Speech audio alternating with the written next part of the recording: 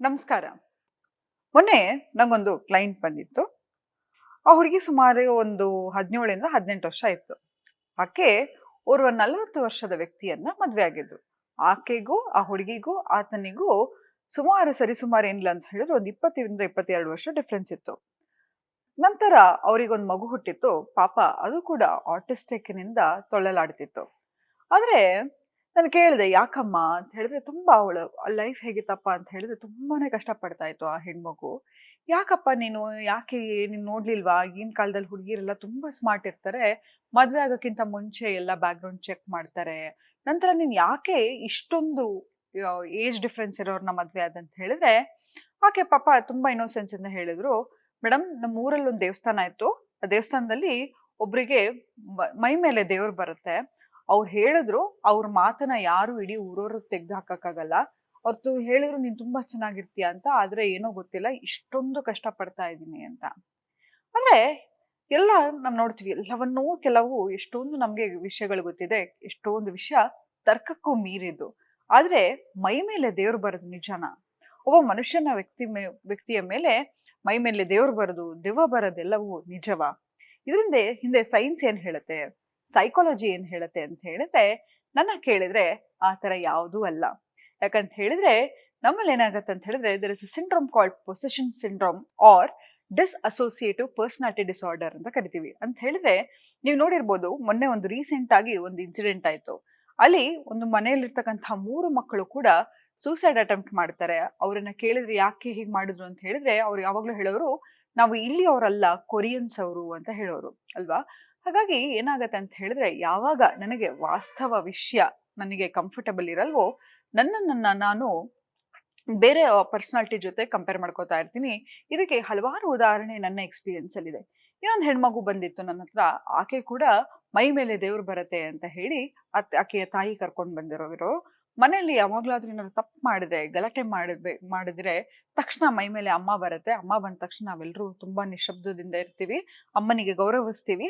ಆಕೆ ಮೈ ಮೈ ಮೇಲೆ ಅವಾಗವಾಗ ದೇವ್ರು ಬರ್ತಾ ಇರತ್ತೆ. ನಮ್ಮ ಊರಿಗೆ ಹೋದಾಗೂ ಕೂಡ ದೇವ್ರು ಬರ್ತಾ ಇರತ್ತೆ ಅಂತ ಹೇಳೋರು. ಅವಳ ಹತ್ರ ಕುತ್ಕೊಂಡು ಸೂಕ್ಷ್ಮವಾಗಿ ಮಾತಾಡಿದಾಗ ಆಕೆಗೆ ತುಂಬಾ ಇನ್ಸೆಕ್ಯೂರಿಟಿ ಇತ್ತು. ಯಾವಾಗ್ಲೂ ಅವಳನ್ನ ನೋಡಿದಾಗ, "ಏನಮ್ಮ ನೀನು ಇಷ್ಟು ಕಪ್ಪಗಿದ್ಯಾ, ಡುಮ್ಮುಕಿದ್ಯಾ, ಯಾರು ನಿನ್ನ ಮದ್ವೆ ಆಗ್ತಾರೆ, ಯಾರು ನಿನ್ನ ಮದ್ವೆ ಆಗ್ತಾರೆ" ಅಂತ ಪದೇ ಪದೇ ಅವಳಿಗೆ ಅವಳ ಫಿಸಿಕಲ್ ಬಗ್ಗೆ ಮಾತಾಡ್ತಾ ಹೋಗೋರು. ಅದೇ ಆಕೆ ನನ್ ಮೈ ಮೇಲೆ ದೇವ್ರು ಬರತ್ತೆ, ನನಗೆ ಯಾವುದೋ ಒಂದು ವಿಚಿತ್ರ ಶಕ್ತಿ ಇದೆ ಅಂತ ಹೇಳಿದಾಗ ಎಲ್ರೂ ಆಕೆಯ ಕಾಲಿಗೆ ಬೀಳೋದು, ಆಕೆಗೆ ಹಣೆಗೆ ಕುಂಕುಮ ಇಡೋದು, ಅರ್ಶನ ಇಡೋದು, ಇಲ್ಲಿ ಎಲ್ಲವನ್ನು ಮಾಡ್ತಾ ಇದ್ರು. ಯಾಕಂತ ಹೇಳಿದ್ರೆ, ನಮ್ಮ ಸೊಸೈಟಿ ನೋಡಿ, ಯಾವುದೇ ಆಗಿರ್ಲಿ, ಯಾವುದು ಭಯದಲ್ಲಿ ಆಪರೇಟ್ ಮಾಡುತ್ತೋ ಅದು ತುಂಬಾನೇ ಚೆನ್ನಾಗಿ ಸೇಲ್ ಆಗ್ತಾ ಹೋಗುತ್ತೆ. ಈಗ ನೀವ್ ಯಾವ್ದೋ ಒಂದು ಅಂಗಡಿಗೆ ಹೋಗ್ತೀರಾ ಅಂತ ತಿಳ್ಕೊಳ್ಳಿ. ಅಲ್ಲಿ ಒಂದು ಆಫರ್ ಹಾಕ್ತಾರೆ, ನೋಡಿದೀರಾ? ಈ ಆಫರ್ ಬರೀ 3 ದಿನ ಮಾತ್ರ ಇರುತ್ತೆ, ಇದನ್ನ ಈಗ್ಲೇ ತಗೋಬೇಕು ಅಂತ. ತಕ್ಷಣ ನಾವೇನ್ ಮಾಡ್ತೀವಿ, ಅಯ್ಯಯ್ಯೋ 3 ದಿನ ಅಷ್ಟೇ ಅಲ್ವಾ, ಹೋಗ್ಬಿಡೋಣ ಅಂತ.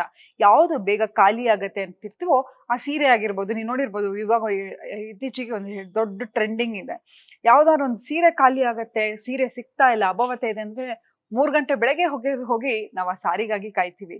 ಹೀಗೆಲ್ಲ ಇರ್ಬೇಕಾದ್ರೆ ಮನುಷ್ಯನಿಗೆ ಫಿಯರ್ ಯಾವಾಗಿರುತ್ತೋ ಆತ ಇಂಪಲ್ಸಿವ್ ಆಗಿ ರಿಯಾಕ್ಟ್ ಮಾಡ್ಲಿಕ್ಕೆ ಶುರು ಮಾಡ್ತಾನೆ. ಯಾವಾಗ್ಲೂ ಅಷ್ಟೇ, ನಮ್ಮ ಸಿಸ್ಟಮ್ಮು ಒಂದು ನಂಬಿಕೆ ಮೇಲೆ ಹೋಗ್ತಾ ಇರುತ್ತೆ. ಈ ಸೊಸೈಟಿ ಎಂಬ ಸಿಸ್ಟಮ್ ಏನಿದೆಯಪ್ಪ, ಅದು ನಂಬಿಕೆ ಮೇಲೆ ಹೋಗ್ತಾ ಇರುತ್ತೆ. ಆದ್ರೆ ನಂಬಿಕೆ ಇರೋದು ಒಳ್ಳೇದು, ಆದ್ರೆ ಮೂಢನಂಬಿಕೆಯಿಂದ ನಮ್ಮ ಜೀವನವನ್ನ ಹಾಳು ಮಾಡ್ಕೊಳ್ಬಾರ್ದು. ಯಾಕಂತ ಹೇಳಿದ್ರೆ ಒಂದಕ್ಕೆ ಮಾತ್ರ ನಿಜ ತಿಳ್ಕೊಳ್ಳಿ, ದೇವ್ರನ್ನೋದು ನಾವ್ ಯಾವ್ದೋ ಒಂದು ಗುಡಿಗೆ ಹೋಗ್ಬೇಕು ಅಥವಾ ಎಲ್ಲೋ ಪೂಜೆ ಮಾಡ್ಬೇಕು, ಹೋಮ ಮಾಡ್ಬೇಕು ಅಂತಿಲ್ಲ. ಇಡೀ ಪ್ರಪಂಚವನ್ನ ಸೃಷ್ಟಿ ಮಾಡಿರ್ತಕ್ಕಂತಹ ಭಗವಂತ ನಿಮ್ಮಿಂದ ಏನನ್ನ ಎಕ್ಸ್ಪೆಕ್ಟ್ ಮಾಡ್ಲಿಕ್ಕೆ ಸಾಧ್ಯ? ಅಥವಾ ನೀವು ಅವ್ರಿಗೆ ಏನಾದ್ರೂ ಕೊಡ್ಲಿಕ್ಕೆ ಸಾಧ್ಯನಾ? ಅವನನ್ನ ಯಾಕೆ ನಾವು ಪರಮಾತ್ಮ ಅಂತ ಹೇಳ್ತೀವಿ ಅಂತ ಹೇಳಿದ್ರೆ, ಎಲ್ಲವ ಶಕ್ತಿಯನ್ನ ಮೀರಿದ ಶಕ್ತಿ ಅದು ಅಲ್ವಾ? ಹಾಗಿದ್ಮೇಲೆ ಅಂತಹ ಉನ್ನತವಾದ ಶಕ್ತಿ, ಅಂತಹ ದೈವ ಶಕ್ತಿ ಒಬ್ಬರು ಮೈ ಮೇಲೆ ಬಂದು ನಿಮ್ಗೆ ನುಡಿ ಕೊಡ್ಲಿಕ್ಕೆ ಸಾಧ್ಯನಾ? ಖಂಡಿತವಾಗ್ಲೂ ಇಲ್ಲ.